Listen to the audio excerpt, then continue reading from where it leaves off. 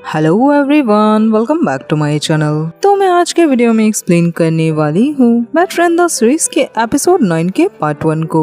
और अगर आप लोग मेरे इस चैनल पे न्यू हैं तो प्लीज मेरे इस चैनल को सब्सक्राइब कर लीजिए ताकि आने वाली कोई भी वीडियो आप लोगों से मिस ना हो। और अब बिना देर किए आज के वीडियो को शुरू करते हैं। एपिसोड की शुरुआत होती है जहाँ ओवा को उसके स्टेप फादर की वही वीडियो क्लिप देखते दिखाया जाता है जहाँ वो उस लड़की के साथ कोजी हो रहा था, उसे टच कर रहा था। तभी किंग ओवा के पास आता है और उसे कहता है कि ओवा अब क्या करने वाला है। और ओवा को वो सारे पल याद आते हैं जहाँ उसके गंदे स्टेप फादर ने उसके साथ जबरदस्ती की थी और ओवा ने ये सारी बात अपनी मॉम को बताई थी। पर उसकी मॉम ने उसकी किसी भी बातों पे भरोसा नहीं किया था और उसकी मॉम ने उसे ही बुरा भला कहा और उसके साथ बुरा सलूक किया। और अभी जो लास्ट टाइम वो अपने घर पे गया था और उसने अपनी मॉम से गुस्से में जो सारी बातें कही थी कि उसकी मॉम हमेशा अपने हस्बैंड को ही प्रोटेक्ट करती हैं और क्या इस चीज से उन्होंने कभी भी गिल्टी फील नहीं किया। पर इस बार भी उसकी मॉम ने उसी आदमी का साथ दिया और ओवा को ही थप्पड़ लगा दिया और उसे ये भी कहा कि अगर ओवा इस दुनिया में नहीं होता तो वो अपनी लाइफ बहुत ही अच्छे से जीती। उसकी वजह से उन्होंने अपनी लाइफ में बहुत सारी मुसीबतें झेली हैं और साथ ही उसे वो सारे पल भी याद आते हैं जब उसकी सिस्टर रोते हुए उसके पीछे भाग रही थी। इन सारी चीजों की वजह से उन दोनों ने भी साथ में कभी अच्छे पल नहीं जिए। ये सब सोचकर वो सैड हो जाता है और किंग से कहता है कि किंग उसे थोड़ा टाइम दे। तभी किंग के पास डिटेक्टिव का कॉल आता है। वो उस कॉल को पिक करके लाउड स्पीकर पे लगाता है। वो डिटेक्टिव किंग से कहता है कि उसके पास किंग के लिए कुछ है जिस बारे में किंग ने उसे जासूसी करने को कहा था। उस आदमी के खिलाफ किसी ने रिपोर्ट कर दिया और उसे अरेस्ट कर लिया गया है। ये सारी बातें वो भी सुन रहा होता है और वो परेशान होने लगता है। वहीं दूसरी तरफ उस आदमी को पुलिस अरेस्ट करके ले जा रही होती है और वो की मॉम पुलिस से रोककर ये कह रही होती है कि वो लोग उन्हें क्यों ले जा रहे हैं, उन्होंने कुछ भी नहीं किया। पुलिस उन्हें कहते हैं कि जिस इंसान ने रिपोर्ट किया है उसके पास सबूत है कि इस आदमी ने उसे सेक्सुअली हरास किया है। ये सब देखकर आसपास के लोग भी चौंक जाते हैं पर वो की मॉम पागलों जैसी रो रही होती हैं कि वो लोग उनके हस्बैंड को ना ले जाए। पर पुलिस उस आदमी को अपने साथ लेकर चले जाते हैं और वो की मॉम वहीं पागलों जैसे बैठे रो रही होती हैं। तभी वो किंग के साथ आता है और वो दूर खड़ा अपनी मॉम को इस कंडीशन में देखता है। उसे बुरा तो लगता है कि उसकी मॉम ने वो के दर्द में कभी भी आंसू नहीं बहाया पर वो अभी अपने हस्बैंड के लिए पागलों जैसे रो रही है। किंग ये सब देखकर अपना हाथ ओवा के कंधे पे रखता है और ओवा किंग के तरफ स्माइल करके देखता है क्योंकि फाइनली अब उस आदमी को सजा होगी। वो दोनों वहाँ से जाने लगते हैं पर तभी ये सारी चीजें देखने की वजह से ओवा की तबीयत खराब होने लगती है। आगे उसे घर पे दिखाया जाता है और घर वापस आकर वो बहुत सैड सा बैठा होता है। उसकी आंखों में वही सारी चीजें घूम रही होती है कि जिस तरह से उसने अपनी मॉम को रोते अभी देखा।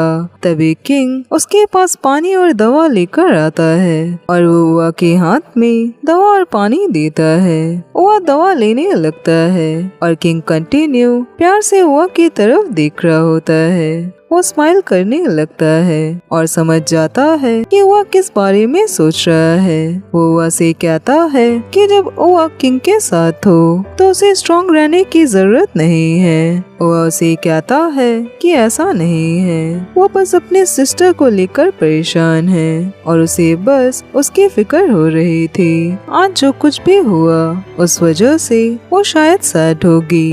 किंग उसे स्माइल करके कहता है तो क्या ओवा अपने सिस्टर से मिलना चाहेगा। किंग को भरोसा है कि उसकी सिस्टर ये सब कुछ समझेगी। वो किंग पे भरोसा करे। वो उसकी बातें सुनकर स्माइल करने लगता है। वो दोनों एक दूसरे की तरफ प्यार से देखने लगते हैं और वो अपना सर किंग के कंधे पे रखता है। किंग उसके सर पे किस करता है। कभी कभी अनजाने में हमें यूं ही अपने लाइफ पार्टनर भी मिल जाते हैं जिस इंसान से वो सबसे ज्यादा चिढ़ता था। आज वही इंसान उसके लाइफ में सबसे ज्यादा करीब है और किंग हुआ की लाइफ का वो इंसान बन गया जो हुआ को सबसे ज्यादा समझता है। आगे हमें ऑफिस का सीन दिखाया जाता है और क्रिसमस का दिन होता है तो ऑफिस में उसकी डेकोरेशन की हुई होती है। वहीं जेड ओआ को भी क्रिसमस वाला हेयरबैंड पहनाता है। तभी वहाँ पे उनके सीनियर्स पिज्जा लेकर आते हैं और कहते हैं कि बॉस ने ये सब के लिए ऑर्डर किया। ये सुनकर ओ और जेड बॉस को थैंक यू बोलते हैं। बॉस उन्हें कहते हैं कि वो सभी काम छोड़कर पहले पिज्जा खा ले। तभी वहाँ पे किंग और गन भी आते हैं और उनके आते ही जेड किंग को छेड़ने लगता है और वो एक दूसरे को उनके काम को लेकर छेड़ रहे होते हैं। जेड किंग से कहता है कि भले ही जेड का काम कितना भी हार्ड क्यों ना हो पर उसे किंग की तरह रोज रोज ओवर टाइम तो नहीं करना पड़ता। सारे लोग उन्हें कहते हैं कि वो लोग आज झगड़ा ना करें क्योंकि आज क्रिसमस है और वो सभी पिज्जा खाने की बात करने लगते हैं। सभी पिज्जा खाने जाते हैं और किंग हुआ को भी इशारे से पिज्जा खाने की बात कहता है पर वो उसे कहता है कि उसे नहीं खाना। वो लोग इशारे में बातें कर रहे होते हैं और स्माइल करके पर ये सारी चीज जेड नोटिस कर लेता है कि दोनों आंखों आंखों में बात कर रहे हैं। वो उन्हें कहता है कि क्या वो लोग एक दूसरे की तरफ देख रहे हैं। सारे लोग ये बात सुनकर चिल्लाने लगते हैं। किंग और वो शर्मा जाते हैं पर जेड किंग को अब भी छेड़ रहा होता है पर तभी वो अचानक से ओआ की तरफ देखकर घबरा जाता है जबकि ओआ स्माइल कर रहा होता है। जेड ओआ से कहता है कि वो तो भूल गया था कि वो और किंग तो लवर है तो वह जेड से नफरत ना करे। उनकी ये बातें सुनकर सारे लोग स्माइल करने लगते हैं। जेड ओआ से कहता है कि किंग रोज रोज ओवर टाइम करता है तो क्या ओआ को रोज उसका वेट करना होगा। वो उसे कहता है कि नहीं वो आज खुद से घर जाएगा तो जेड उसे कहता है तो क्या इसका मतलब किंग उसे आज ड्रॉप नहीं करेगा। वो उसे कहता है कि ऐसा नहीं है मतलब किंग को बहुत सारा काम करना है तो वो ने ही ये कहा कि वो लोग अलग अलग घर जाएंगे। ये सुनकर जेड अगेन किंग को छेड़ने लगता है ये कहकर कि बेचारे किंग का बॉयफ्रेंड तो जरूर है पर उसके पास अपने बॉयफ्रेंड का ख्याल रखने का टाइम भी नहीं है। उसकी बात सुनकर स्माइल करने लगता है और वो उसके चेहरे को पकड़ लेता है। वो लोग एक दूसरे को कंटिन्यू तंग कर रहे होते हैं। तभी वहाँ पे मोंगोल आता है और वो आकर उन सब से काम की बातें करने लगता है कि उसने लेटेस्ट कैंपेन का सारा काम कर दिया और अगर उनके पास कोई दूसरा काम हो या उन्हें कोई भी हेल्प चाहिए हो तो वो लोग मंगोल को बता सकते हैं। उसकी ये सारी बातें सुनकर सारे लोग चौंक कर उसकी तरफ देखने लगते हैं कि मंगोल काम की बातें कर रहा है। मंगोल सबसे कहता है कि उसने पास्ट में जो कुछ भी किया वो उन सारी चीजों के लिए सबसे माफी मांगना चाहता है कि वो किसी के भी हेल्प नहीं करता था जबकि काम बहुत ज्यादा था। वो माफी मांगना चाहता है कि उसने सबके साथ ऐसा किया और अब से अगर उन्हें कोई भी हेल्प चाहिए हो तो वो लोग उसे कह सकते हैं। सारे लोग मंगोल की इस बात से इम्प्रेस होते हैं। जेड सबसे कहता है कि नया साल आ रहा है और सबको एक दूसरे को माफ कर देना चाहिए। मंगोल की बातों से सारे लोग खुश होते हैं। तभी वहाँ पे बिग बॉस आते हैं और वो साथ में खुशी खुशी क्रिसमस सेलिब्रेट करने लगते हैं और साथ में पिज्जा भी खा रहे होते हैं, हंसी मजाक कर रहे होते हैं। सारे लोग बहुत खुश होते हैं। आगे हुआ वॉशरूम जाता है किंग को ढूंढने। तभी किंग टॉयलेट के अंदर होता है और वो ओआ को बाथरूम के अंदर ले लेता है। वो उआ के बहुत ज्यादा करीब होता है। उसे कहता है कि वो बहुत थक गया क्योंकि उसने बहुत ज्यादा काम किया। उसे उआ के एनकरेजमेंट की जरूरत है। वो उसकी बातें सुनकर स्माइल करने लगता है। किंग अपनी नोज से उआ के नोज को टच करता है और वो उसे रिक्वेस्ट करने लगता है। वो उसे कहता है कि किंग ने फिर से ऐसा किया। असल में वो और किंग ने एक दूसरे को बहुत दिनों से किस नहीं किया, जैसा उन लोगों ने प्रॉमिस किया था कि वो लोग बस एक दूसरे को डेट करेंगे और इसके अलावा कुछ भी नहीं करेंगे। तो किंग इस बार उआ से बहुत ज्यादा रिक्वेस्ट कर रहा होता है कि वो उसे किस करने दे और किंग को उआ की सपोर्ट की जरूरत है क्योंकि किंग ने बहुत ज्यादा काम किया। तो उआ किंग के गाल पे किस करता है और उसे कहता है कि क्या अब ठीक है, पर किंग इतने में कहाँ मानने वाला है और वो उआ के और ज्यादा करीब आ जाता है और वो उसे कंटिन्यू रिक्वेस्ट कर रहा होता है कि वो उसे किस करने दे।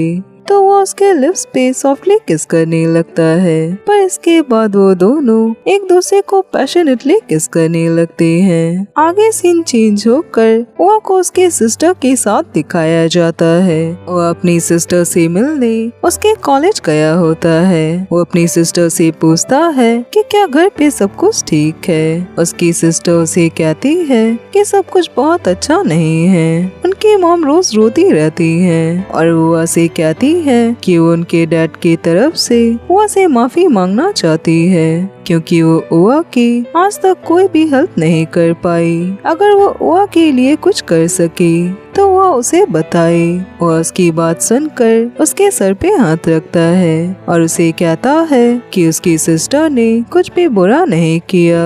उसने आज तक जो कुछ भी किया सब सही है। वो हमेशा उआ की प्यारी बहन रही। वो उसकी अच्छी बहन है। उसकी बातें सुनकर उसकी सिस्टर स्माइल करती है। वो उसे कहता है कि वो कॉलेज जाए और अगर कोई भी बात हो या किसी चीज की जरूरत हो तो वो हमेशा उआ को कॉल कर सकती है। उसकी सिस्टर कहती है कि हाँ वो उसे हमेशा कॉल करेगी। ये कहकर वो वहाँ से जाने लगती है, पर वो वापस आकर उआ को हक करती है और उसे आई लव यू बोलती है। उआ खुश होता है और वो भी अपने सिस्टर को आई लव यू टू कहता है। तभी वहाँ पे किंग आता है। उसे देखकर उआ की सिस्टर खुश हो जाती है और वो किंग से कहती है कि वो चाहती है कि किंग उआ का अच्छे से ख्याल रखे। किंग स्माइल करके कहता है कि जरूर वो उआ का अच्छे से ख्याल रखेगा और उसकी सिस्टर वहाँ से चली जाती है। वो स्माइल करके अब भी अपने सिस्टर की तरफ देख रहा होता है। किंग ये देखकर उआ से कहता है कि उआ बहुत क्यूट है, क्या वो ऐसे किंग के लिए भी स्माइल कर सकता है। वो उसे कहता है कि किंग उसे सोचने दे।